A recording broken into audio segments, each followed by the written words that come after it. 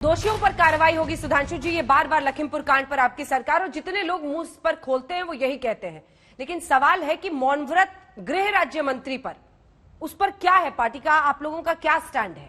क्योंकि पूरा विपक्ष एकजुट होकर, और आपकी आखिरी बात रह गई थी, इस्तीफे की मांग कर रहा है। गृह राज्य मंत्री पर आप लोगों का क्या स्टैंड है? उस पर मौन व्रत तोड़िए। अजय, हम इस विषय में बता रहे थे, चाहे अपराध हो, हत्या हो। देखिए, जो आपने अभी रोहन जी से प्रश्न पूछा था, मेरे प्रश्नों का उत्तर नहीं दिया, कोई बात नहीं, आपके प्रश्न का भी उत्तर नहीं दिया। जहां तक मुझे ध्यान है अंजना जी, आपके इंडिया टुडे कॉन्क्लेव में आके टिकैत जी ने यह बोला था कि हत्या का मुकदमा इसलिए नहीं चलना चाहिए क्योंकि वो प्रतिक्रिया में हुआ था, क्योंकि वो कुचल दिए गए थे, इसलिए प्रतिक्रिया में थे। अब ये देखिए, बैठे हुए दोनों लोग जलवाए जलाल के साथ, मतलब यह चीज का जस्टिफिकेशन होगा। और वैसे ये लोग तो ऐसा जस्टिफिकेशन करते रहे हैं कि अगर कुछ हो गया तो क्या फर्क पड़ता है। तो रोहन जी ने कहा कि वो गलत था। रोहन जी, एक बात कह दूं, इसको अन्यथा मत लीजिएगा। गलत था तो ये प्रियंका जी के मुंह से निकलना चाहिए।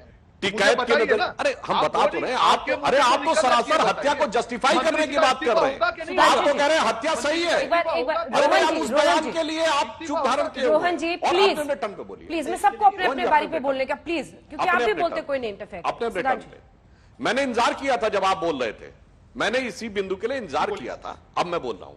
अब देखिए, बाकी जो दो लोग कहते हैं ना कि साहब अपराध को लेकर यह प्रतिक्रिया होनी चाहिए, तो भदौरिया जी की पार्टी तो दुर्दांत दस्युओं से लेकर आतंकवादियों के खिलाफ केसेस विड्रॉ करती रही, जिन्होंने 20-20 लोगों को खड़े करके गोली मारी, ऐसे लोगों को पार्टी में शामिल करके सांसद बनवाया, सारे केसेस विड्रॉ कर लिए।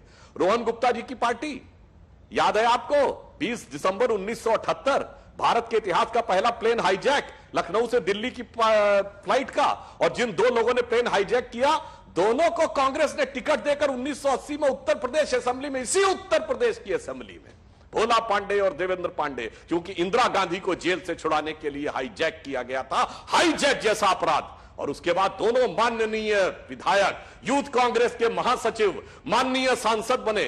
अपराधियों को राजनीति में स्थापित करके प्रायोजित करने वाले लोग आज आकर यह कह रहे हैं कि आरोप लगने पर, जबकि पुलिस भी कार्रवाई कर रही हो और गृह राज्य मंत्री कह चुके हैं कि यदि आप प्रमाणित हो कि मेरा बेटा वहां था तो मैं इस्तीफा दे दूंगा, और वह ये टीवी चैनल पे बोल चुके हैं जो रिकॉर्ड में अवेलेबल है। तो मेरे बोलने का कोई औचित्य ही नहीं है। मगर जो सवाल पूछ रहे हैं, जो अजय आलोक जी ने बोला था ना, एक कहावत जो अपने यहां यूपी बिहार में होती है, सूप बोले तो बोले और चलनी भी बोले जिसमें 100 छेद।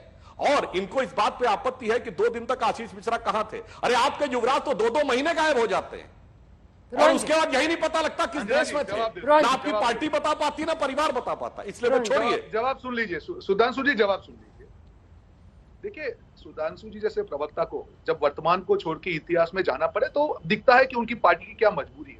मुद्दा क्या है अंजना जी यहाँ पे, कि जिस मंत्री के पुत्र को अभी तक भाजपा डिफेंड कर रही थी, काफी डिबेट हुई, कहा जाता था कि नहीं ऐसे कोई सबूत नहीं है, उनकी गिरफ्तारी नहीं होनी चाहिए। सुधांशु जी कह रहे हैं दोषी पाए गए तो इस्तीफा दे देंगे, दोषी पाए गए तो इस्तीफा दे देंगे, ये कह रहे हैं। आज रिमांड नहीं होता है अंजना जी, दोषी पाएंगे उसका पूरा काम होता है। उन्होंने कहा है कि अगर ये साबित हो जाए कि घटना स्थल पे थे तो इस्तीफा दे देंगे। सुधांशु जी सुन लीजिए, अगर आप बोल रहे हैं कि साबित हो जाए तो उनको रिमांड पे क्यों लिया गया? नंबर 1, आज 3 दिन के रिमांड पे लिया गया, उनको अरेस्ट किया गया, क्यों किया गया? अगर सबूत नहीं थे तो अरेस्ट भी नहीं होते। आज अरेस्ट होने के बाद भी आपके मुंह से ये बात सुनने को मिल रही है, बड़े दुख की बात है। आज मंत्री अभी तक ये कह रहे थे कि मेरा पुत्र निर्दोष है, पुलिस को सहयोग करेंगे, दूध का दूध पानी का पानी हो जाएगा। ये क्या दूध का दूध पानी का हुआ? जब एक बार रिमांड हो गया तब तो उनको अपना इस्तीफा दे देना चाहिए। जब तक अरेस्ट नहीं हुआ था वो अपनी बात को जस्टिफाई कर रहे थे। अब कौन सी बात को जस्टिफाई कर रहे हैं सुधांशु जी? कुछ तो मुद्दा हो। आज गृह राज्य मंत्री के पुत्र को रिमांड पे लिया जाता है और आज भी आप इस्तीफा नहीं ले रहे हैं, और आज नहीं और कल आपको ले लेना पड़ेगा। अंजना जी इस लोगों को ये इस बात पे डिबेट कर रहे थे कि आशीष मिश्रा की जो है गिरफ्तारी नहीं होनी चाहिए, कल तक उस पर डिबेट कर रहे थे। ये अजय आलोक जी इतना बोल रहे हैं फुदक के, ये भी कल बोल रहे थे नहीं कैसे होगी, आज गिरफ्तारी हो गई तो बोला मेरे बोलने से गिरफ्तारी हो गई। इतने महान आदमी तो मैंने आज तक नहीं देखे कि जिनके बोलने से गिरफ्तारियां भी होने लगी। तो अजय आलोक जी आप जरा बोल दीजिए मंत्री जी को इस्तीफा दे तो ये डिबेट भी खत्म हो जाए। आज हम लोग जो मौन व्रत पे बैठे हैं अंजना जी, पूरे देश में कांग्रेस के सारे स्टेट में मौन व्रत का जो कार्यक्रम है, एक ही मुद्दे पे है कि आप मंत्री को इस्तीफा देना चाहिए। और मैं आपके शो पे बोल के जाता हूँ कि इस्तीफा होगा, और उसके बाद में वापस आके लोग नैतिकता की बात करेंगे। क्यों ना इस्तीफा आज लेके मुद्दे को यहाँ पे खत्म करें? क्यों क्यों पहले दिन अजय मिश्रा की इन्होंने गिरफ्तारी करके उस मुद्दे को खत्म नहीं किया। अंजना जी, आपके अभी तक के इस आधे घंटे के कार्यक्रम में रोहन जी 3 बार बोले और 3 बार वाक्य और शब्दशः वही बातें रिपीट की। जाके कोई रिवाइंड करके देख लेगा, मैंने हर बार अलग अलग तथ्य बोला। प्रधानमंत्री और मुख्यमंत्री के इस्तीफे के बात पर नैतिकता के प्रश्न पे चुप रहे थे, ना अपराधियों के प्रायोजित करने पे बोले, ना आतंकवाद पे बोले, कोई बात नहीं। अब मैं फिर भी आपको हर बार एक अलग तथ्य के साथ बोलूंगा। आज मौन व्रत है, बिल्कुल मौन व्रत होना चाहिए। कारण क्या है कि इस देश में किसानों के हित के लिए एक आंदोलन चला था नेहरू जी के जमाने में, जो आचार्य विनोबा भावे ने चलाया था, भूदान आंदोलन। भूमिहीन किसानों को जमीन दी जाए।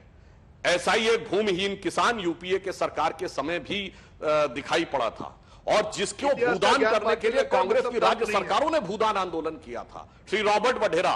तो आज मैं इस बात को समझ सकता हूं कि कांग्रेस पार्टी को अपनी साख भी बचानी है, अपनी पति की भी रक्षा करनी है, संपत्ति की भी रक्षा करनी है। तो अच्छी बात है, सबको करना चाहिए। परिवार की साख, परिवार की जमीन, परिवार की संपत्ति, किसानों से दान में मिली हुई वह जमीन, भूदान में मिली हुई जमीन, और इसलिए मौन व्रत रखना स्वाभाविक है। कोई ऐसी बात नहीं, हम सब समझ सकते हैं। किसी के ऊपर भी यह आपदा है जिसमें लगे कि उसके पति और संपत्ति के ऊपर समस्या है, तो यह व्रत रखना चाहिए। व्रत रखने में हमें कोई आपत्ति नहीं है, मगर नैतिकता के प्रश्न पर मेरे 4 अलग अलग प्रश्नों के, जो उठाए गए प्रश्नों के, नहीं मिला।